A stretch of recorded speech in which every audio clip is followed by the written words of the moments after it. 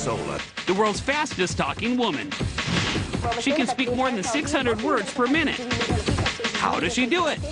It's just like natural, especially when I'm excited about something.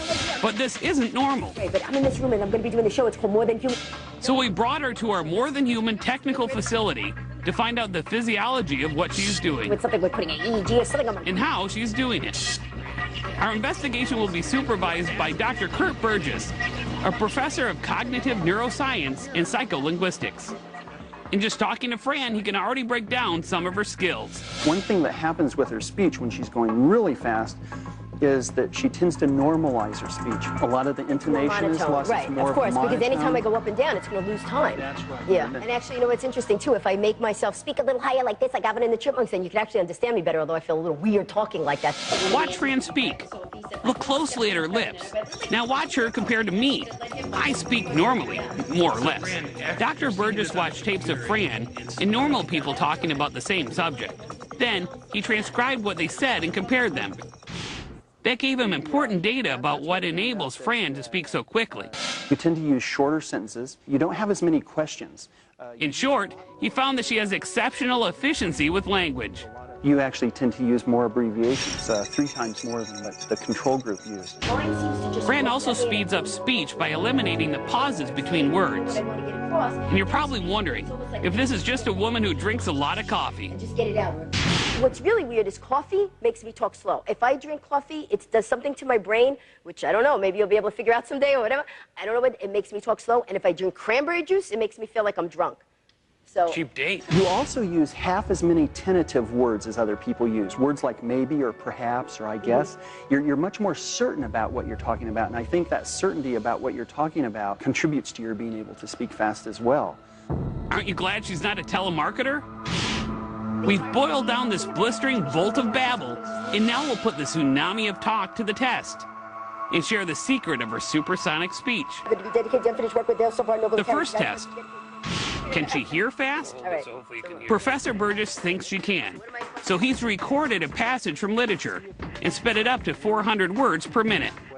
If Fran can tell us what it's about, her hearing will be more than human. Okay, here we go. Family of nature is long, but still, their state was large and diverse, the northern part and the center of their property towards many generations they had lived in so respectable manners to engage in a general living of their surrounding acquaintance. Recognize that? We'll play it again. Their state was large and diverse, the northern part and the center of their property towards many generations they had lived in so respectable manners to engage in a general living of their surrounding acquaintance. something about directions and the family manor, and then a surrounding with the respectable place. I mean, I heard surrounding acquaintance. Okay. Is that in there? Yes, yes, it is. It's actually first part of the first paragraph from Jane Austen's Sense and Sensibility. She's got a whole lot more than me, but I never liked Jane Austen. What this is showing us is that she can hear almost as fast as she talks. But we really want to know how fast she can talk. So we set up this challenge. By all accounts, Honest Abe Lincoln read the Gettysburg Address in 3 minutes. Can Fran, who hasn't practiced reading this famous piece of oratory, get through it in 30 seconds? 3, 2, 1, both of you go. Most Christ of years ago, fathers before upon this continent, any nation received and living and dedicated to the proposition of all men are created. We can never engage in grace of what test with that nation, any nation, so conceived, dedicated, long endure. We met here in the battlefield where we come to dedicate the person in front of us, but if those who give their life, that the nation might live, and all together fitting and properly. We should do this, but larger than we cannot dedicate, we cannot consecrate, we cannot held the ground, brave men living and dead, and struggling, have consecrated far above the poor and never dry. What we will no more remember what we say here, being applicated for it, so living rather to be dedicated to unfinished work with their so far noble the carriage, rather for us to be dedicated to great chance for remain before us, so the honor did increase devotion for the case of the last full measure of devotion. We highly resolve the detection of died in vain, the distinction of a new birth of the government of the people, by the people, for the people, not to perish from the earth. Whoa, stop. Whew. Watch how fast those words fly by. For the first time in my life, I am speechless. Fran read the Gettysburg Address 6 times faster than Lincoln, and most of us as well. Was this double talk, triple talk, or gibberish? We have a way of finding out. Now you're able actually to slow this down? Yes, I can save this file, pump it into another program, and we can slow it down. I can change the pitch, and then we can listen to Fran maybe in a little more normal speed. Let's do it. Okay? Once Christ years ago, our fathers brought forth upon this continent, a new nation conceived of liberty and dedicated to the proposition that all men are created equal. What's not there are the pauses between words. There's very little of that. That test only showed Fran's impressive reading speed. It's still not as fast as when she's reciting a memorized piece, like the first 2 verses of the 91st Psalm. He that dwells secret place of the Most High shall abide under the shadow of the Almighty. Say, Lord is my refuge, my fortress, my God, and my trust. He that dwells secret place of the Most High shall abide under the shadow of the Almighty. Say, my Lord is my refuge, my fortress, my God, and my trust. Something about trust. That's right. The first two verses of the 91st Psalm. We'll slow it down just in case you missed a few words. He that dwells secret place of the Most High shall abide under the shadow of the Almighty. I say, my Lord is my refuge, my fortress, my God, and my trust. Now, back to Fran's speed. He that dwells secret place of the Most High shall abide under the shadow of the Almighty. I say, my Lord is my refuge, my fortress, my God, and my trust. That was Fran at her fastest. The untouchable world record speed of 603 words per minute. 10 times faster than the average person. Place of the Most High shall abide. So how does Fran Capo talk so much faster than the rest of us? Not really explained, but Professor Burgess thinks that it has something to do with her brain. In particular, a region called the Broca's area. It's likely that in Fran, this is a higher functioning area. And though some would say, if it ain't Broca's, don't fix it, we decided to take a look inside Fran's cerebral lobes anyway.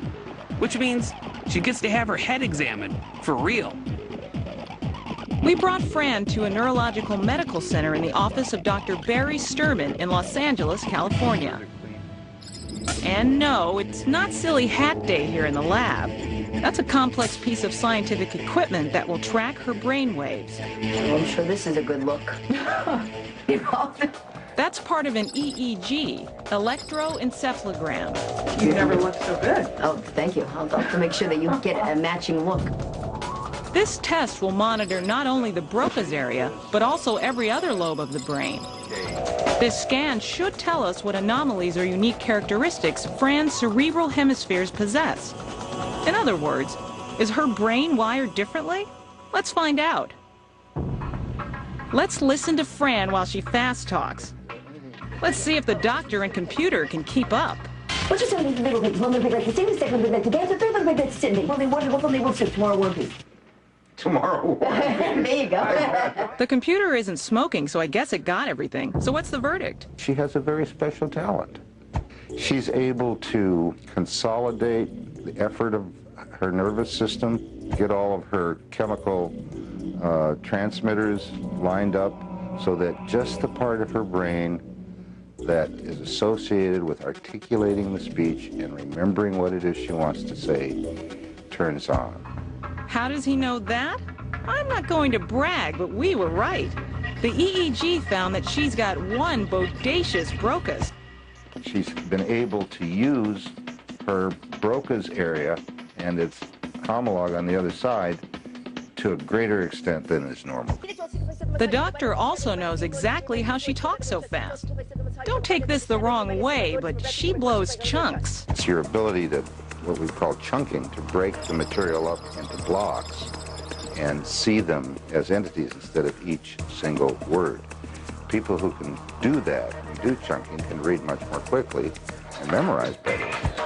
Take another look at that humongous Broca. Not only is Fran Capo more than human, she's got the paperwork to prove it.